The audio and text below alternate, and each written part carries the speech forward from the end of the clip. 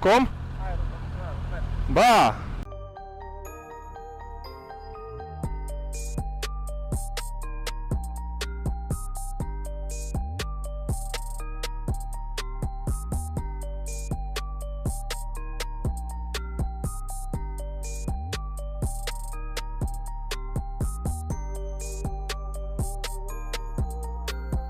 Operațiunea de schimbare a manetelor de frână la motocicleta lui Iubi. Dar zici și ce motociclete are Iubi? Motociclete de băieți.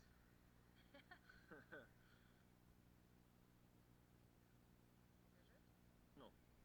Că după aia o să zică lumea că nu știu să schimb două manete.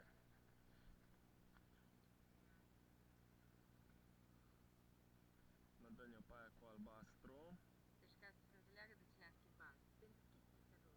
Pentru chestia roșie și ca să fie foldabile. Să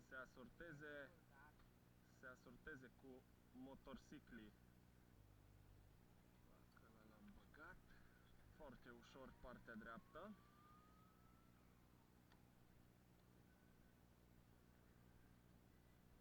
N-aia de se aprinde stopul de frână. Da. Perfect! Job done! Aici o să fie distractiv. Și aici asta o schimba șurubul. Ce țăran, mă! Știi că asta nu-l pot desface.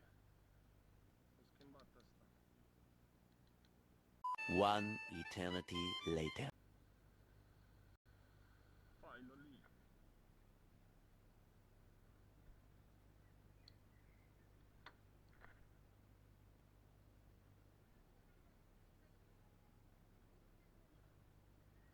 Nu o să ți le fac de ulei.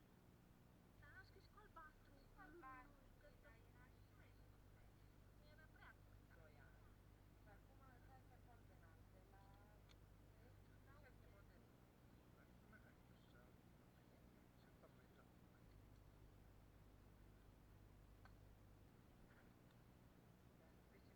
După aia pornești 10 metri să mergi încolo să vezi cum e ambreiajul.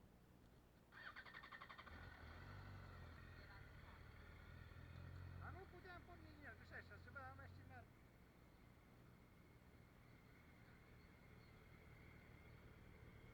Ce uite? Dar bine, ține ambreiajul, nu mere motorul. The next day. Hola, pendejos! ¿Cómo estás? Ieșim și noi un pic ca băieții, cu fetele.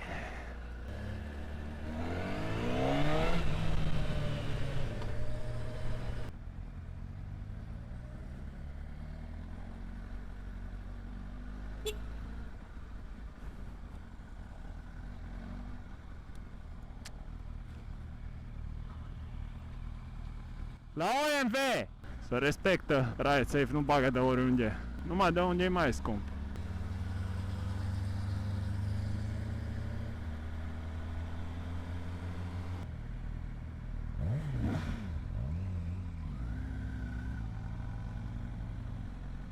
Dă-i să curgă.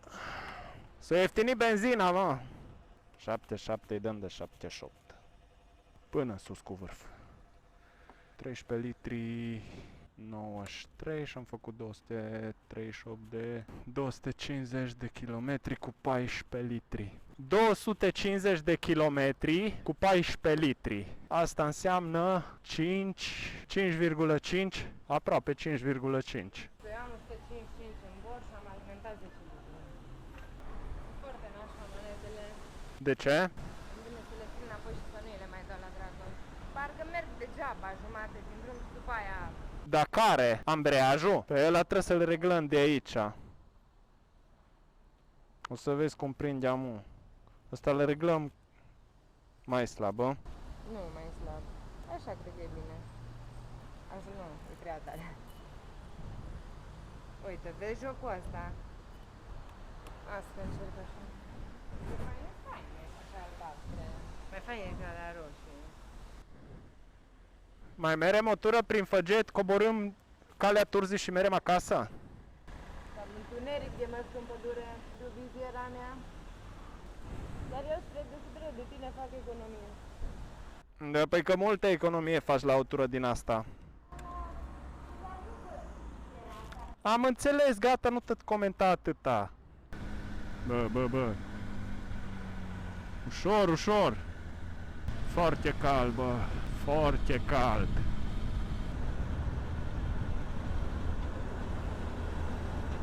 Farurile!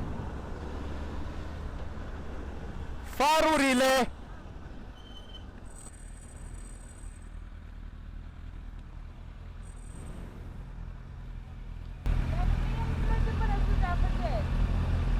Pe Turci, la parcarea aia. Până ajungi respiratori, oprim în parcare.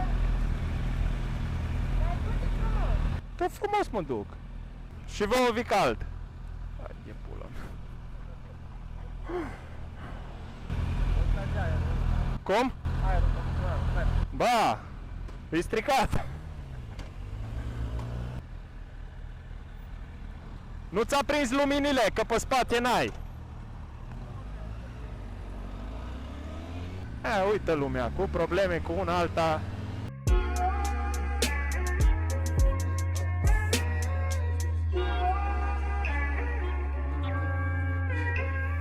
Sunt seri în care s-o obosit, dar parcă n-am somn. Stau pe rimuri mari și mă ridic de la sol. Ascult de la sol, uit de la sol. Amintea prea odată, frații, zic mai las-o. Înțelegi tu, garson, ai o vorbă barso. Am probleme la sof, placa marca Marso. Spune Ben Carson, ar degeaba gazul. Mă întrec e paso, chiar nu e cazul. Că am înțeles de mult că viața nu e doar un test. Ține de mine cum gândesc și cum mă manifest. Știu că mintea asta dacă vrea îmi joacă fest. Și-am încă atâta să vă povestesc. În rest, vreau să las timpul să treacă lest. Stau cu frați de care n-am cetat nici când să-mi pese. Mă simt mai vesel când ne strângem și lucrăm la piese. Ne punem mintea la oaltă și vedem ce iese. Pace pentru frații din culese. Cartierul scoate roade fără interese. Poate posibil să te intereseze sufletele unora ce poate să genereze. Respectă muzica de la geneze. Încă mă ține ca pe ghin și ca pe pioneze. Încep a murmura și simt un tremurat în lesne. Încep să trag de tip atunci când zic că trece lesne.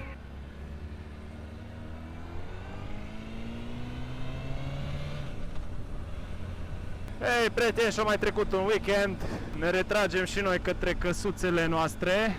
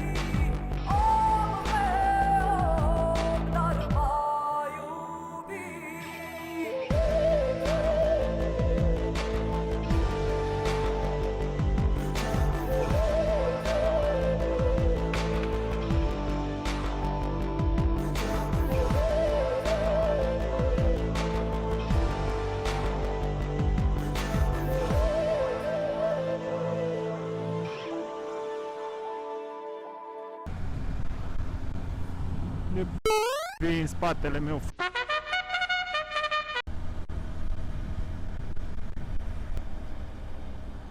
Bă, ești proastă?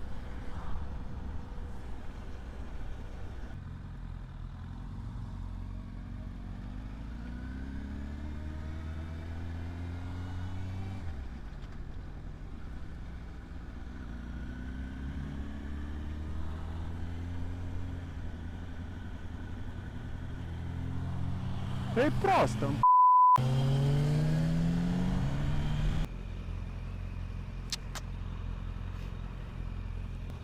La câte grade ții apa?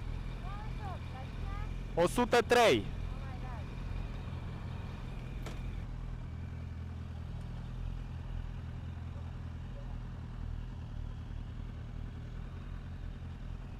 Ăsta îi! Apă hai să merem mai jos. Aci? Păi hai mă în fața porții, nu le lăsăm aci.